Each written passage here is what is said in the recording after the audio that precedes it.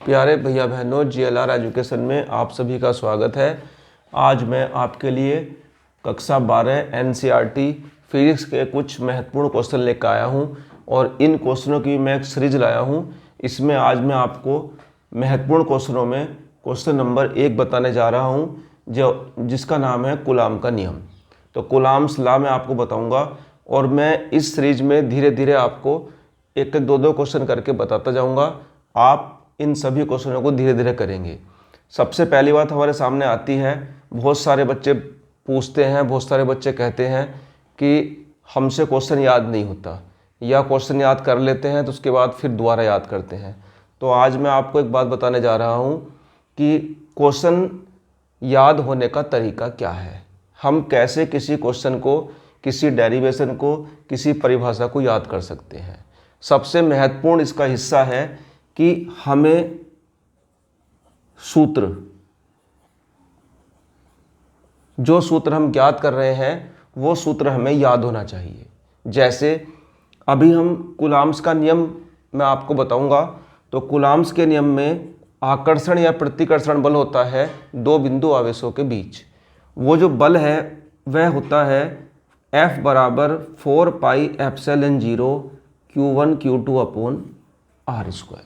तो सबसे पहली बात यह है कि अगर मान लो पेपर में आता है कि कूलाम का नियम लिखिए या कूलाम का नियम सिद्ध कीजिए, ठीक है, तो सबसे पहले तो हमें ये पता होना चाहिए कि हम जो क्वेश्चन करने जा रहे हैं कूलाम का नियम, उसका फॉर्मूला क्या है। जब हम उसे सिद्ध करेंगे या उसे हल करेंगे तो सूत्र हमारा क्या होगा, क्या क्वेश्चन में आंसर क्या आएगा उसका। ठीक है, अगर आपको इस फॉर्मूले के बारे में पता है तो कोई बहुत बड़ी बात नहीं है इसे याद करना। दूसरी बात यह है कि जब भी किसी क्वेश्चन को याद करो तो हमेशा ध्यान रखो कि ऐसा मत सोचो कि हम आधा घंटा या 1 घंटे में 5 या 10 क्वेश्चन याद कर लेंगे। हमेशा ये सोचो कि चाहे 30 मिनट खर्च हो जाए हमारी, परंतु हमें 1 या 2 क्वेश्चन ही करना है। जितना अधिक से अधिक समय में कम से कम याद करोगे उतना ही वो क्वेश्चन परमानेंट तुम्हारा याद हो जाएगा और वो तुम्हारी मेमोरी में परमानेंट हो जाएगा। जो लोग 30 मिनट में 10 क्वेश्चन याद कर लेते हैं वो हर परीक्षा में, हर टेस्ट में उन प्रश्नों को बार बार याद करते हैं। इसका मतलब हुआ रटना। तो रटना नहीं है, हमें प्रश्न को बहुत गहराई से समझना है और बहुत गहराई से समझने के बाद उसे फिर अपनी भाषा में लिखना है। और फिर रात को भी अगर हम सोते हैं तो उससे पहले भी हमें अपने मन में सोचना है कि उस प्रश्न को मैं कैसे कर पाऊंगा, अपनी भाषा में कैसे लिखूंगा। ठीक है, तो जैसे यहाँ क्वेश्चन दिया गया है कूलाम्स लॉ, तो इसमें सबसे अच्छा तरीका होता है, सबसे पहले आप कूलाम का नियम लिखेंगे, फिर उसे इंग्लिश में लिखेंगे कूलाम्स लॉ। तो इंग्लिश में पेपर में लिखा आता है, क्वेश्चन हिंदी में भी होते हैं, इंग्लिश में भी होते हैं। उससे क्या होता है कि एक तो क्वेश्चन का गेटअप अच्छा हो जाता है, जो हमें मार्किंग करने वाला है, जो नंबर देने वाला है एग्जामिनर, वो हमसे प्रभावित होगा। दूसरे, हम इसमें क्या करेंगे, सबसे पहले हम इसका थोड़ा सा डायग्राम बनाएंगे। अब बहुत से बच्चे कहेंगे साहब डायग्राम हमसे नहीं बनने का, बहुत आसान है। देखो, एक आवेश Q1 और एक आवेश Q2, ये 2 बिंदु आवेश हैं, एक दूसरे से 8 दूरी पर रखे हैं।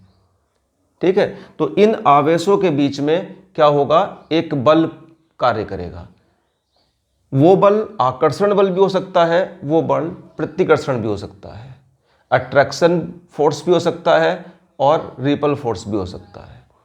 तो इसमें क्या लिखेंगे हम, इसमें लिखेंगे दो स्थिर इसलिए बोला कि एक Q1 रखा है, Q2 रखा है, 2 स्थिर बिंदु आवेशों के बीच लगने वाला आकर्षण या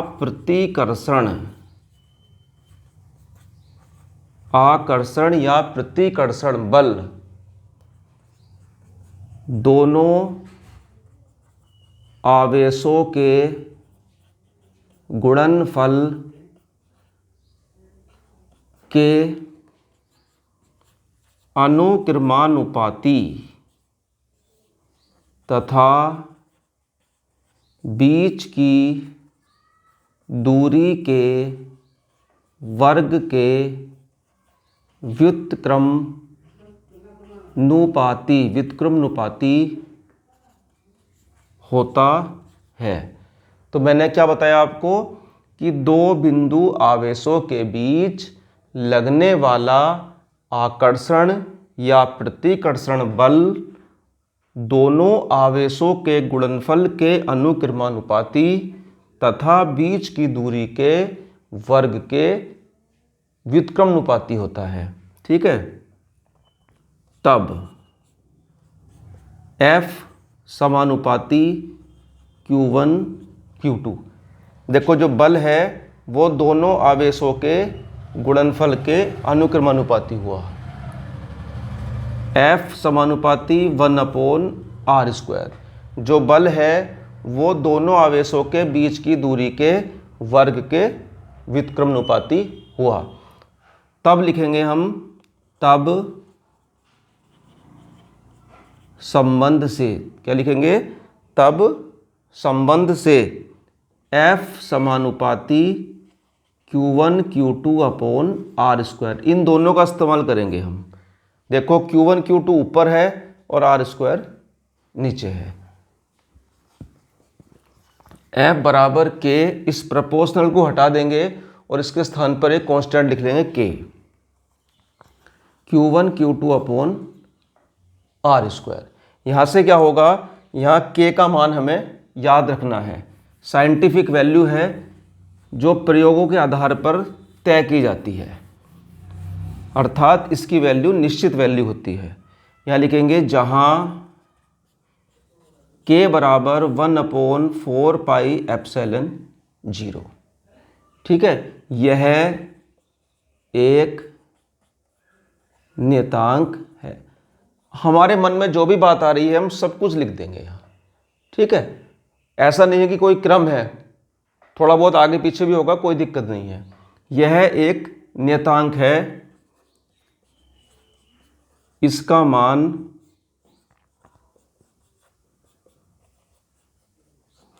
मान कितना होता है, 9 × 10⁹ याद रखेंगे। इसका मान 9 × 10⁹, और इसकी वैल्यू मात्रक हो जाएगा, यहाँ से वैल्यू निकाल देंगे इसकी हम, न्यूटन मीटर स्क्वायर प्रति कूलाम स्क्वायर। तो हमारा सूत्र बनेगा 1/4πε0 Q1 Q2/r²। इस प्रकार हम आकर्षण या प्रतिकर्षण बल का फॉर्मूला निकाल सकते हैं। इसका मात्रक होता है न्यूटन। तो कोई भारी नहीं है, बहुत आसान है। ठीक है। दूसरी बात, यहाँ एक चीज आई हमारे पास ε0, जिसे हम कहते हैं निर्वात की विद्युतशीलता। क्या कहते हैं, निर्वात की विद्युतशीलता। इसका मान भी आप लोग निकाल सकते हो। इसकी वैल्यू होती है, ε0 का मान होता है 8.85 × 10⁻⁻12, और मात्रक देखो कहाँ से निकलेगा इसका, ε0। तो ε0 की वैल्यू लिख रहा हूँ, तो ε0 यहाँ आ जाएगा और ये F चला जाएगा अपॉन में इसके, तो इसका मात्रक हो जाएगा कूलाम स्क्वायर प्रति न्यूटन मीटर स्क्वायर। तो इस प्रकार हम इसका मान रख सकते हैं। ठीक है। यहाँ क्या होता है, इसमें एक थोड़ी सी बात और ध्यान रखनी है। यदि, क्या याद रखनी है, यदि दोनों आवेशों के बीच या मध्य निर्वात या वायु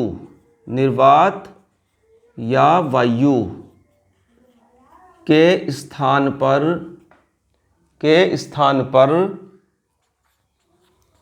अन्य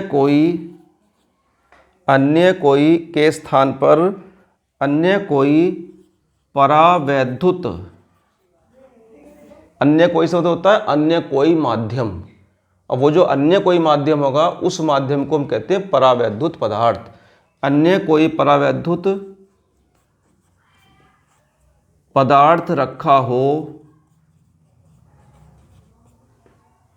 तब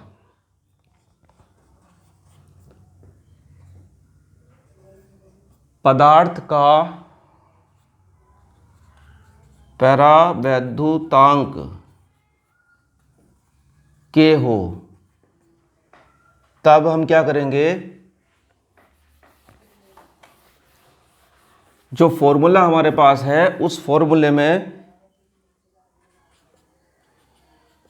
ये M4 हो गया मीडियम, किसी अन्य मीडियम में अगर रखा है तो 1/4 पाई एप्सिलॉन 0 के साथ में हम K लगा देंगे,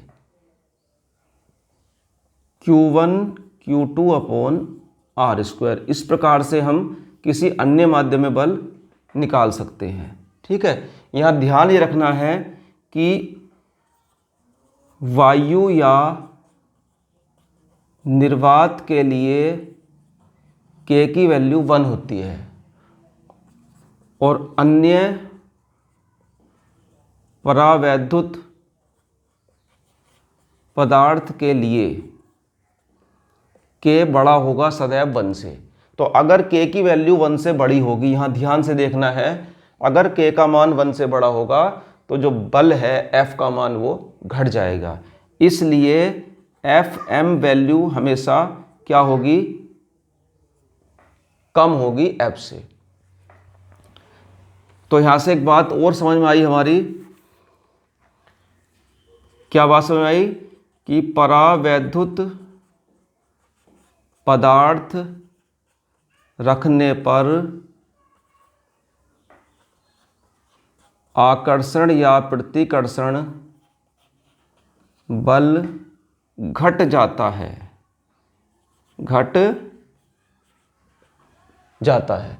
तो यहाँ से हमें समझ में आई कि बल जो होगा, अगर हम वायु या निर्वात के स्थान पे कोई अन्य परावैद्युत पदार्थ रख देंगे तो चूंकि परावैद्युत पदार्थ के जो परावैद्युतांक होता है उसकी वैल्यू 1 से बड़ी होती है, तो वैल्यू 1 से बड़ी होने के कारण ऐसी स्थिति में जो दो स्थिर बिंदु आवेश होते हैं उनके बीच लगने वाला आकर्षण या प्रतिकर्षण बल घट जाता है। ये सब चीज़ आपको ध्यान रखनी है। ठीक है, जो मैं एक बार आपको फिर बताने जा रहा हूँ। अब जैसे मान लीजिए, तो मैंने आपको छोटी छोटी बात बताई, इसमें कई सारी बातें थी। हो सकता है कि सुनने के बाद आपको लगा हो कि भाई बहुत भारी चीज़ होगी या बड़ा हो गया, तो बड़ा नहीं है, ये उन बच्चों के लिए है जो बहुत अच्छे तरह से तैयारी करते हैं। परंतु अगर पेपर में आ जाता है कूलाम का नियम लिखना, तो कूलाम का नियम लिखना कोई भारी काम नहीं है, बहुत आसान है। आप कूलाम का नियम डाल लेंगे और इस तरह से लिख के यो R दूरी, यो Q1, यो Q2। ठीक है, तो यहाँ लिखेंगे दो, अपनी भाषा में जितना बार बार पढ़ोगे समझोगे उतना ही अपनी भाषा में बनाना कोशिश करोगे। दो आवेशों के बीच लगने वाला वैद्युत बल निम्न बातों पर निर्भर करता है। ऐसे भी लिख सकते हो, देखो मैंने अभी तुम्हें समझाया, अब मैं और आसान कर रहा हूं उसे, कि दो आवेशों के बीच, एक आवेश दूसरा आवेश, दो आवेशों के बीच लगने वाला वैद्युत बल निम्न बातों पर निर्भर करता है। मैंने जो परिभाषा थी उसे वहां से गायब कर दिया और मैंने क्या लिखा, निम्न बातों पर निर्भर करता है। किन पर करता है, कि जो बल है वो समानुपाती होता है दोनों के गुणनफल के। तो बात को लिखा तो है नहीं हमने, प्रेजेंटेशन दिया उसका।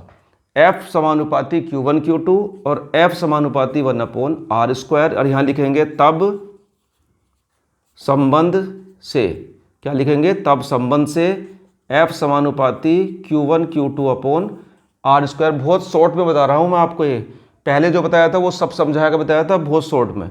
और इसके स्थान पे हम प्रोपोर्शनल हटा के सीधा यहाँ लिखेंगे 1/4 pi epsilon 0 Q1 Q2/R square. जिनसे वो याद नहीं होगा वो इस तरह से याद करेंगे, और इसका मात्रक होता है न्यूटन। ठीक है, परंतु दो चीज इसमें भी याद करनी पड़ेंगी। एक तो एप्सिलॉन 0 किसे कहते हैं, किसे कहते हैं, वायु या निर्वात की विद्युतशीलता।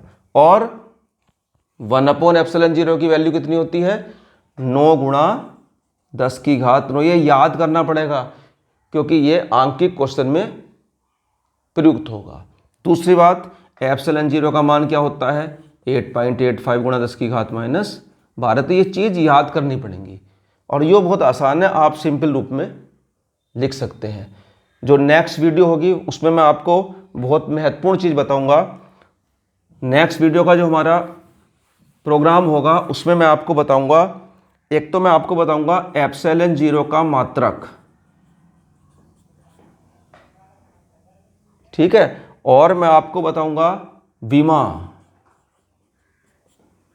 विमा निकालना, कैसे विमा निकालते हैं, और सबसे महत्वपूर्ण टॉपिक इसके अंदर है परावैद्युतांक।